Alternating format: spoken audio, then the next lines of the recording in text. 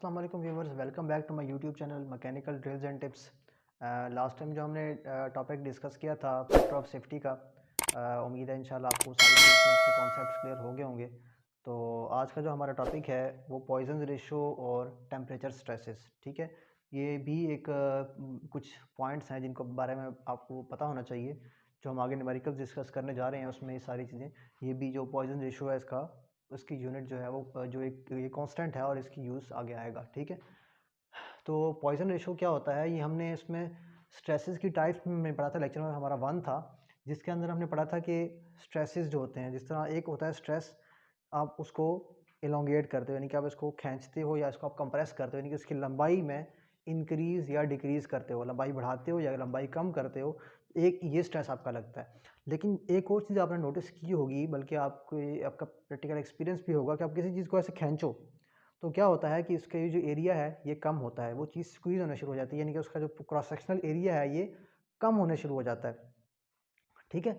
तो ये जो चीज़ है ना, जब आप इसको ऐसे खींचते हो और इसका ये एरिया कम हो जाए, इसको हम नेकिंग भी कहते हैं, ठीक है। ये आपने डिस्कस किया था स्ट्रेस स्ट्रेन डायग्राम में, नेकिंग क्या होती है। जब इसको खींचते हो तो आपका यहाँ से जो एरिया है ये कम होता है, इसको कहते हैं नेकिंग। तो हम यहाँ पर और चीज़ डिस्कस करने लगे हैं कि ये जो आप खींचते हो ना इसको ऐसे लेंथ के अलॉन्ग, इसको बोलते हैं लीनियर स्ट्रेस।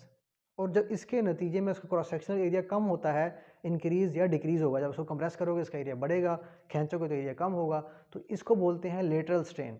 ये आपकी लीनियर स्ट्रेस और लीनियर स्ट्रेन है, ये आपका लेटरल स्ट्रेन होगा। जब आप लेंथ बढ़ाओगे तो उसकी ये लीनियर स्ट्रेन हो गया, और जो उसके क्रॉस सेक्शन में चेंजिंग आएगी उसको कहोगे लेटरल स्ट्रेन। तो इसका जो फार्मूला बनता है वो होता है लेटरल स्ट्रेन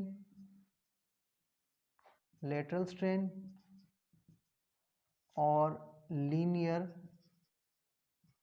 स्ट्रेन, ठीक है। ये एक कांस्टेंट वैल्यू होती है, एक कांस्टेंट होता है, हर मटेरियल का मुख्तलिफ होता है, ठीक है। किसी की वैल्यू जब खींचते हो तो उसमें स्ट्रेन ज़्यादा क्रिएट होती है, उसकी वैल्यूज़ डिफरेंट होंगी, जिनमें स्ट्रेसेस जो स्ट्रेन्स हैं वो कम क्रिएट होती हैं, उनकी जो मतलब स्ट्रेन मतलब मटेरियल ज़रा सख्त होते हैं तो उनके अंदर जो चेंजेस हैं वो कम आती हैं, तो उनकी वैल्यूज़ कम होंगी, मतलब मुख्तलिफ वैल्यूज़ होंगी सबकी, हर मटेरियल की अलग अलग होगी। अब इसकी वैल्यू क्या होगी, लेस देन 1 होगी या ग्रेटर देन 1 होगी, आपने खुद डिसाइड कर लेना है। हमने एक फार्मूला लास्ट टाइम भी एक चीज़ डिस्कस की थी कि अगर वैल्यू, जिस तरह यहाँ पर देखें, हाँ, अगर आपकी वैल्यू ऊपर वाली न्यूमिनेटर में वैल्यू बड़ी है, नीचे से डिनोमिनेटर से अगर न्यूमिनेटर की वैल्यू बड़ी है तो आपका आंसर हमेशा ग्रेटर देन 0 आएगा, ठीक है। ग्रेटर देन 0 आएगा, ये आप आ जाएगा 2, जो ग्रेटर देन 0 यानी कि पॉजिटिव है। इसी के बरक्स इसी को आप उल्टा कर दें, मतलब इसी को 5/10 कर दें, तो आंसर क्या आएगा 1/2, मतलब ये क्या बनता है 0.5। ये वैल्यू लेस देन ज़ीरो है ना, तो ये चीज़ है कि सॉरी लेस देन 1, ठीक है।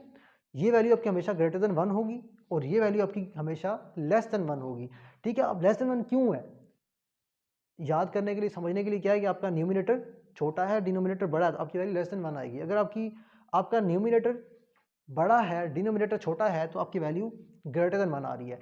तो पॉइसन रेशो के अंदर देखें कि नीचे है लीनियर स्ट्रेन और ऊपर है लेटरल स्ट्रेन, ठीक है। लीनियर स्ट्रेसेस ये हैं जो उसकी पूरी लंबाई में इंक्रीज होगा, अच्छा खासा, यानी कि एक होता है, और इसी के नतीजे में जो लेटरल स्ट्रेन है वो कितनी होगी, थोड़ी थोड़ी, यानी कि उसके एरिया में स्क्वीजिंग होती है, बहुत स्लो होती है, बहुत थोड़ी होती है। तो आपकी लेंथ में स्ट्रेसेस हमेशा ज़्यादा होंगी निस्बतन उस लेटरल स्ट्रेन के, तो आपकी जो लेटरल स्ट्रेन है वो छोटी होगी वैल्यू, और जो लीनियर स्ट्रेन है उसकी वैल्यू ज़्यादा होगी हमेशा।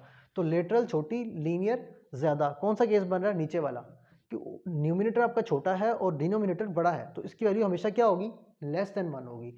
पॉइजन रेशो की वैल्यू हमेशा लेस देन 1 होगी, ऑलवेज लेस देन और इक्वल टू 1।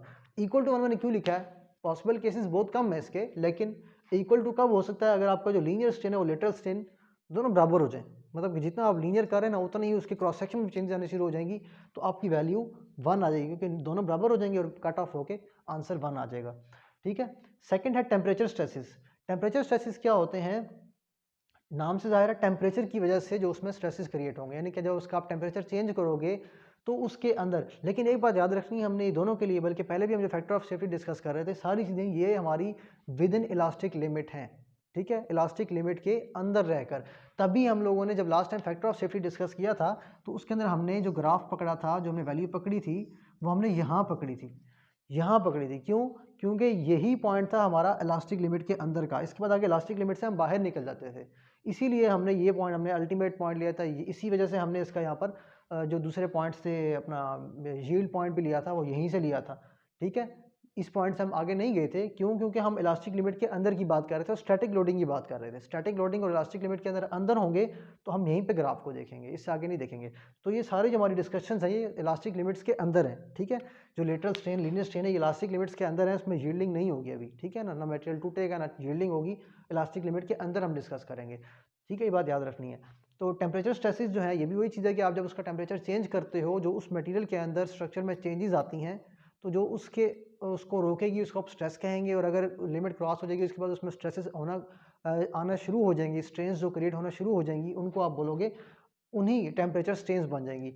उन टेम्परेचर की चेंज होने की वजह से जो उसमें स्ट्रेसेस क्रिएट हुई, उसको आप कहोगे टेम्परेचर स्ट्रेसेस। और उन्हीं स्ट्रेस की जब एक लिमिट क्रॉस हो जाएगी, यानी कि मटेरियल की बर्दाश्त से जैसे ही बाहर निकलेगा, तो उसमें अब या यील्डिंग होनी है ना, या उसने टूटना है, जो भी होगा, उनको आप कहोगे स्ट्रेन्स, टेम्परेचर स्ट्रेन्स। ठीक है? तो ये था आज का हमारा छोटा सा topic, Poisson ratio, temperature stresses. इनको हमने एक छोटी सी डिस्कशन के अंदर हमने समझने की कोशिश की है। अगर आपको इसमें से कोई चीज़ समझ में नहीं आई है तो आप मुझे कमेंट में बताएं, इंशाल्लाह डिस्कस कर लेंगे।